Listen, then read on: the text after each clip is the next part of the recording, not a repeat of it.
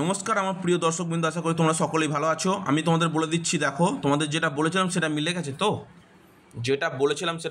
তো, As per the order number 4869, finance depend all the SBMC excellent applicant who have their bank account outside West Bengal and the record to bank account within the branch under the jurisdiction of the state of the update in the web portal of the payment will be stopped otherwise। সেরকম তোমাদের বলে দিয়েছিলাম সকলকেই যে এরকম কেসটা হতে পারে। সম্পূর্ণরূপে প্রত্যেকটা স্টুডেন্টের জন্য কিন্তু পশ্চিমবঙ্গের মধ্যে কিন্তু ব্যাঙ্ক অ্যাকাউন্টটা হতে হবে, সেটা পাঞ্জাব ন্যাশনাল ব্যাঙ্ক হোক, সেটা SBI হোক, সেটা BOI হোক, যে কোনো bank of India, SBI, HDFC, Axis, IDI, যে কোনো ব্যাঙ্ক, মানে যেগুলো সেখানে কিন্তু অবশ্যই তোমাদের মাথায় রাখতে হবে। তুমি এর একাদশ শ্রেণীর স্টুডেন্ট বা দ্বাদশ শ্রেণীর স্টুডেন্টদের জন্য সুযোগ দেওয়া হয়েছিল, সম্পূর্ণ মিটে গেছে। এবার সম্পূর্ণ প্রত্যেকটা স্টুডেন্টকে বেছে প্রফেশনাল কোর্স, তুমি কলেজে পড়ো, তুমি এমনি জেনারেল ডিগ্রি কোর্সে পড়ো, তুমি সায়েন্স, তুমি আর্টস, তুমি কমার্স, তুমি প্রফেশনাল কোর্সে পড়ো, তুমি টেকনিক্যাল কোর্সে পড়ো, তুমি কন্যাশ্রী, তুমি রূপশ্রী, তুমি যুবশ্রী, প্রত্যেকটা ডিপার্টমেন্টের ক্ষেত্রে কিন্তু এই কথাটা বলা ছিল একটা সময়। কিন্তু এখন আপাতত তোমাদের যে সমস্ত SBMC স্কলারশিপের হোল্ডার আছো, বিভিন্ন ডিপার্টমেন্টে পড়াশোনা করছো, তাদের প্রত্যেকের জন্য এই কথাটা একদম প্রযোজ্য। আমি এই জন্য তোমাদের বলে দিয়েছিলাম সকলকে যে এটা সবার জন্য প্রযোজ্য। SBMC পোর্টালের লোকেরা বলেছিল শুধুমাত্র 11-12 স্টুডেন্টদের জন্য, না, তাহলে এই কথাটা লিখে দেওয়া থাকতো না, আর ওই 11-12 স্টুডেন্টদের জন্য উঠে যেত না। আশা করি তোমরা বোঝাতে পারলাম। এরপর আসল কথায় আসি। দেখো, অলরেডি অনেক স্টুডেন্ট টাকা পাচ্ছে, তার মধ্যে একজন সবথেকে আগে টাকা পেয়েছে, কালকে আমাকে জানিয়েছিল, ঠিক অনেক। তারপর আমি তোমাদের কমিউনিটিতে পোস্ট করি।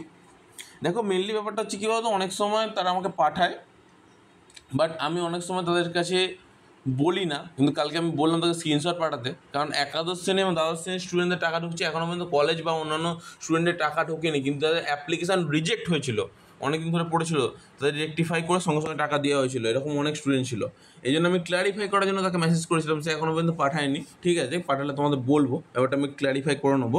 তারপর আমি তোমাদের কথা বলতে চাই, যদি কেউ আমাদের ফ্রেশার্স ক্যান্ডিডেট বা রিনুয়াল ক্যান্ডিডেট বা ধরো এরকম কোনো ক্যান্ডিডেট যারা প্রফেশনাল কোর্স করছে একাদশ শ্রেণী দ্বাদশ শ্রেণী বাদ দিয়ে, কলেজ স্টুডেন্ট হয়ে থাকে, MCOM-এর স্টুডেন্ট হয়ে থাকে, বা বিভিন্ন বিষয়ের, মানে ইউনিভার্সিটি, কলেজ বা স্কুলের নয়, ইউনিভার্সিটি বা কলেজ বা টেকনিক্যাল এডুকেশান বা DLED, এই সমস্ত স্টুডেন্ট হয়ে থাকে, বা নার্সিং, এই সমস্ত স্টুডেন্ট হয়ে থাকে, প্লিজ আমার সাথে যদি টাকা পেয়ে থাকো আমার সাথে একটু কন্ট্যাক্ট করো। কারণ বিশেষ করে আমি তোমাদের সামনে যে বিষয়টা তুলে ধরছি সেটা হচ্ছে অলরেডি ফান্ড অ্যাভেলেবেল আছে, কিন্তু সেই ফান্ডটা সম্পূর্ণ একাদশ শ্রেণী দ্বাদশ শ্রেণী যাদের অ্যাপ্লিকেশান রিজেক্ট হয়েছে এবং তাদের ভেরিফাই করার জন্য। তোমরা বলেছিলাম 4 থেকে 5 দিনের মধ্যে টাকা ঢুকে যাবে, তোমরা ঠিকই শুনেছিলে কথাটা, 4 থেকে 5 দিনের মধ্যে টাকা ঢোকার কথাই ছিল, কিন্তু সেই ফান্ডটা সম্পূর্ণরূপে তাদের ডিস্ট্রিবিউট করা হচ্ছে। তাহলে স্যার আমি কীভাবে টাকা পাবো? আমি তোমাদের উদ্দেশ্যে একটা কথাই বলবো, এই ফান্ডটা অলরেডি শেষ হয়ে গেছে, টাকাটা ট্রেজারি অফিসের উদ্দেশ্যে পাঠিয়ে দেওয়া হয়েছে, ডিস্ট্রিবিউটও হয়ে যাচ্ছে। আজ 2 তারিখ, কিন্তু তোমাদের বলছি 10 তারিখের মধ্যে যে সমস্ত ফিনান্সিয়াল স্টুডেন্ট আছে যাদের অ্যাপ্লিকেশান স্যাংশন হয়ে আছে, প্রত্যেকেরই, যারা কলেজের স্টুডেন্ট আছে, যারা প্রফেশনাল কোর্স বা বিভিন্ন বিষয়ে এখন কলেজ ইউনিভার্সিটির স্টুডেন্ট আছে, তাদের উদ্দেশ্যে বলি, তাদের ব্যাঙ্ক অ্যাকাউন্টে টাকা ঢোকানোটা আর কিছুক্ষণের অপেক্ষা, কারণ তাদের ব্যাঙ্ক অ্যাকাউন্টে হু টাকা ঢুকবে এই 10 তারিখের মধ্যে। তোমাদের তাও বলে রাখতে চাই, 6 তারিখের তার আগেই ফান্ড অ্যাভেলেবেল হয়ে যাবে, যখন তখন একটা চান্সেস আছে। এবার তোমরা একটু দেখে নাও, ঠিক আছে, একটু অপেক্ষা করে থাকো। আমি তোমাদের এইটুকুই বলবো যে তোমাদের ব্যাঙ্ক অ্যাকাউন্টে টাকাটা করে ঢুকে যাবে, একসাথে সবারই ঢুকবে যাদের স্যাংশন হচ্ছে।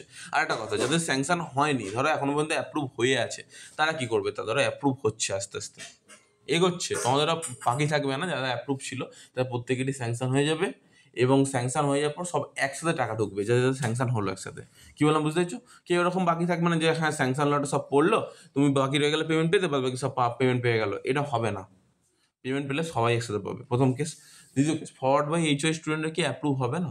না, অ্যাপ্রুভ অলরেডি চলছে, তোমাদের অ্যাপ্রুভ হচ্ছেও, ঠিক আছে, তোমরা একটু খোঁজ খবর নিয়ে দেখো, তোমাদের অ্যাপ্রুভ অলরেডি চলছে। অ্যাপ্লিকেশান রিজেক্ট ক্যান্ডিডেটদের প্লিজ স্যার আমাদের একটু বলুন যে অ্যাপ্লিকেশান রিজেক্ট হয়ে যাওয়ার পর আমরা কী করবো স্যার? অ্যাপ্লিকেশান রিজেক্ট হওয়ার পর তুমি যে কোনো ডিউ রিজনে, যদি ধরো আমি বলতে চাইছি তোমাদের মার্কশিট আপলোডের থেকে শুরু করে যে কোনো বিষয় যদি তোমাদের প্রবলেম হয়ে থাকে, সেটা তোমরা একটা কাজ করবে, ডাইরেক্টলি বলছি SBMC পোর্টালে যোগাযোগ করে নাও।